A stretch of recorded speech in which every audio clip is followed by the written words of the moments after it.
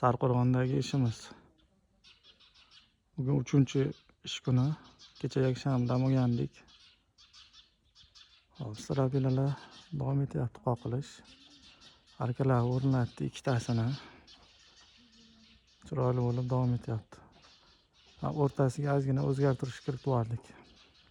Xudo xolasa buni ham ertaga tamomlasak, chiroyli qilib bitta video qilib chiqaramiz. Xudo xolasa strapilalar nihoyalayapti.